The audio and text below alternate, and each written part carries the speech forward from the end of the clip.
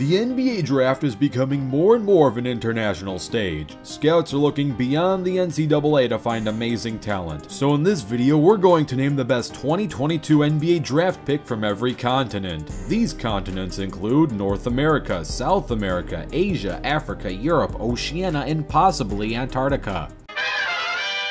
Let's get the hard choice out of the way. North America. Pretty much who's the best pick outside of Paolo Banchero. We'll talk about him in a bit. So this debate pretty much comes down to Chet Holmgren versus Jabari Smith Jr. Holmgren versus Jabari Smith is a tough one because Chet is more of a boom or bust player who's either going to be really good or really injury prone / underwhelming. Whereas Jabari Smith Jr. seems like the safer bet, but I don't see a lot of defense in his game. I see a lot of three and great athleticism attacking the rim, but he needs to develop that second end of the court. If Chet can bulk up and doesn't run into injuries, he's my pick for the better long-term player. A lot of people compare him to Kristaps Porzingis, but I don't really see it in his game. Kristaps is an oversized 7'3" shooting guard who actually thrives more in the backcourt rather than the frontcourt. Holmgren, to me, plays a lot more like Brandon Ingram, with his combination of range and inside game, and I see a tiny bit of Rudy Gobert with how he blocks shots in the paint. Also, I do have a lot of trust in Sam Presti. Sam was the guy who drafted Kevin Durant 2nd overall in 2007,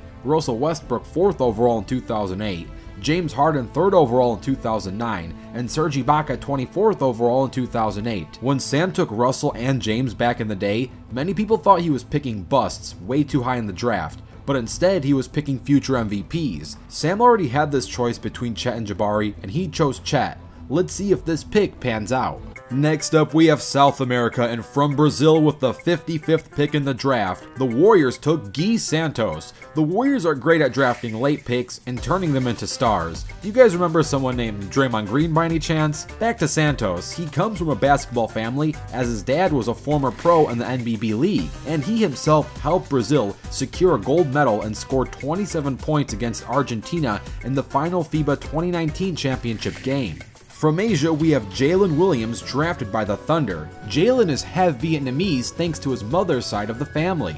Don't let Jaylin Williams confuse you with Jaylin Williams, who was also drafted by the Thunder. Williams was drafted 34th overall in the 2nd round. I think Jaylin can pan out to be a solid role player. He really needs to work on his shooting if he wants to be a starter. He has a huge 7'1" wingspan, so he does have reach, and an underrated part of his game is his court vision and passing skills. He would fit with this Thunder team that loves to run. From Africa, we have one of the oldest players in this draft being Ochaya Bhaji, whose father is Nigerian. Ochai was drafted 14th overall in the 1st round by the Cleveland Cavaliers. He is currently 22 years old and stayed all 4 years in college. Many people would take that as a red flag, but honestly, I think the Cavaliers made a great choice with this pick. He will fit well with the Cavaliers team, who could use a two-way wing player, and don't forget that Ochai was named the 2022 NCAA Men's Tournament Most Outstanding Player. He's actually one of my favorite picks in this draft, and I think he will surprise many people.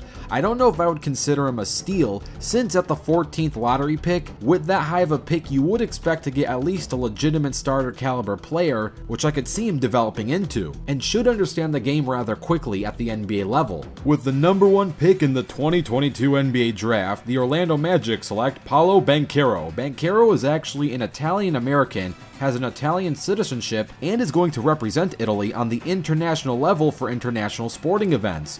What I like about Banquero is that he's the most NBA-ready player in this draft. And while the Magic might have a log jam now with positioning, in my opinion, when you got that number 1 pick, you're supposed to draft what you think is the most talented player available. I understand some people would rather draft what you need over who's the best, but with a top 5 pick, NBA history will tell you that 10 out of 10 times, if you take the best available player that high in the draft, it will work out. Picking what you need is something you should consider when you have a lower pick. Paolo brings range, floor spacing, and some pretty surprising ball handling for someone who is 6'10".